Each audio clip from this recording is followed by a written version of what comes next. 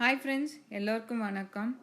எங்களோட கண்டென்ட் பிடிச்சிருந்ததுன்னா ஆப்பிள் பாட்காஸ்ட்லேயோ ஸ்பாட்டிஃபைலேயோ எங்களுக்கு ஃபாலோ பண்ணிக்கோங்க.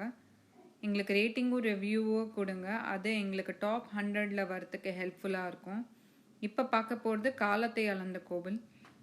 கடிகாரம் கண்டுபிடிப்பதற்கு பல நூற்றாண்டுகள் முன்னால், வான்வெளி தொலைநோக்கிகள் உருவாவதற்கு முன்னால், ஏன் ஒரு வருடம் என்பது 365 நாட்கள் என்பதை ஐரோப்பா கண்டறிவதற்கு பல காலத்திற்கு முன்பால், இந்தியாவின் தென்கோடியில் கடலும் வானம் முத்தமிடும் இடத்தில் ஒரு மகா அதிசய கோவில் எழுந்தது. அதுதான் பத்மநாப சுவாமி கோவில். அனந்தன் என்னும் பாம்பின் மீது நித்திய உறக்கத்தில் ஆழ்ந்திருக்கும் அந்த பெருமானின் கோவில் வெறும் பக்திக்கான இடம் மட்டுமல்ல, அது கற்களால் செதுக்கப்பட்ட ஒரு மகா கால இயந்திரம். நாட்களை எண்ணும் தூண்கள். கோவிலின் நீண்ட பிரகாரத்திற்குள் நுழைந்து பாருங்கள். உங்கள் முன்னே 365 தூண்கள் கம்பீரமாக நிற்கும். அவை பேசாது, அசையாது, ஆனால் அவை காலத்தை எண்ணிக்கொண்டிருக்கின்றன. ஒவ்வொரு காலையிலும் சூரியன் கிழக்கில் உதிக்கும் போது அதன் ஒளி கிழக்கு வாசல் வழியாக உள்ளே நுழைந்து ஒவ்வொரு நாளும் சரியாக ஒரு தூணை தொடும். ஒரு நாளைக்கு ஒரு தூண் வீதம் ஒரு வருடத்தின் 365 நாட்களையும் அந்த தூண்கள் எண்ணுகின்றன. அங்கே ஒரு கல் தூண் குவார்டர் பில்லர் உண்டு. அது மிக சிறியது, மறைவாக இருக்கும். 3 வருடங்களாக அந்த தூண் நிழலிலே இருக்கும். ஆனால் 4வது வருடம், அதாவது லீப் இயர் மட்டும் சூரியன் கதிர்கள் அந்த தூணை முழுமையாக ஒளிரச் செய்யும். 1000 ஆண்டுகளுக்கு முன்பே நம் முன்னோர்கள் சூரிய வருடம் என்பது வெறும் 365 நாட்கள் அல்ல, அதில் கூடுதலாக 6 மணி நேரம் இருக்கிறது என்பதை கல்லிலே கணக்கிட்டு விட்டார்கள். இறைவனின் திருவடியை தொடும் சூரியன். வருடத்திற்கு 2 முறை சூரியன் ஒரு அதிசயத்தை செய்கிறது. மார்கழி 22, வின்டர் சால்ஸ்டிஸ். சூரிய கதிர்கள் கருவறைக்குள் நுழைந்து பள்ளி கொண்ட பெருமானின் இடது பாதத்தில் சரியாகப்படும்.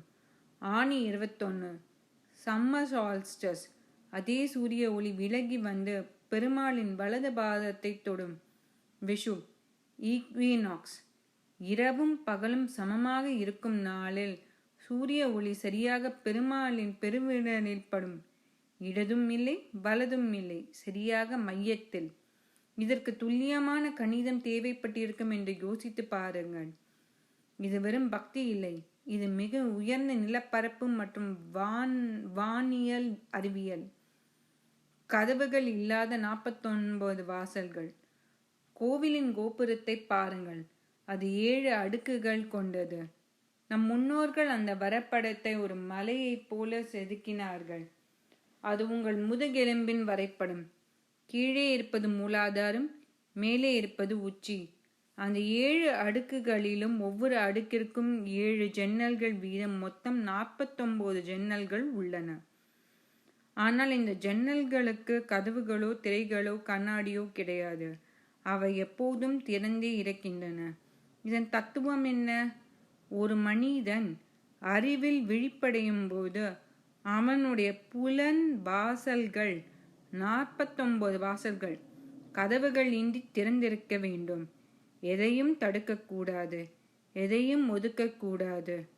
உலகம் முழுவதையும் அப்படியே வரவேற்கும் ஒரு விழிப்புணர்வு அது. மழையிலும் நனையாத கருவறை. கேரளாவில் அடைமழை பெய்யும் பொழுது காற்று பலமாக வீசும்.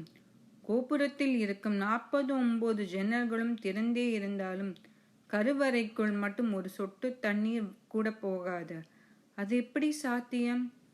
கோவிலின் வடிவமைப்பு அப்படிப்பட்டது. வெளிப்புற காற்றிற்கும் உட்புற காற்றிற்கும் இடையே ஒரு அழுத்த வேறுபாட்டை உருவாக்கி ஒரு வெற்றிட தடையை நம் முன்னோர்கள் உருவாக்கினார்கள். இது மழையை உள்ளே நுழைய விடாது. உள்ரகசியம், வெளியுலகில் போராட்டங்கள் எனும் மழை பெய்தாலும் உங்கள் உள்ளே இருக்கும் சித் சபை கருவறை எப்போதும் நனையாமல் அமைதியாக இருக்க வேண்டும் என்பதே இந்த கோவில் போதிக்கிறது. பாம்பு உங்கள் எதிரி அல்ல. கருவறைக்குள் பத்மநாப சுவாமி ஆதிசேஷன் மீது படுத்திருக்கிறார். அந்த பாம்பிற்கு 5 தலைகள். அது இறைவனின் காலடியில் இல்லை. அது இறைவனின் மொத்த உடலையும் தாங்கிக் கொண்டிருக்கிறது. நூற்றாண்டுகளாக நமக்கு சொல்லிக் கொடுக்கப்பட்டது என்ன? பாம்பு என்பது கீழே சுருண்டு கிடக்கும் ஒரு சக்தி. அதை நாம் அடக்கி மேலே கொண்டு வர வேண்டும் என்று. ஆனால் இந்த கோவிலில் வேறு ஒரு ரகசியத்தை சொல்லுகிறது. பாம்புள் உங்கள் எதிரி அல்ல, அது உங்கள் ஆதாரம். உங்கள் முதுகெலும்பு தான் அந்த நாகம். உங்கள் விழிப்புணர்வு தான் அந்த பெருமான். நீங்கள் உங்கள் முதுகெலும்பை எதிரியாக நினைக்காமல் அதன் மீது நம்பிக்கை வைத்து சாயும் போது உங்களுக்குள்ளே இருக்கும் அந்த பேரறிவு விழித்து கொள்ளும். இது கோவில் வெறும் கற்களால் ஆனதல்ல, அது உங்கள் உடலின் வரைபடம். உங்கள் முதுகெலும்பு தான் 7 அடுக்கு கோபுரம். உங்கள் மூச்சு தான் அந்த சூரியன்.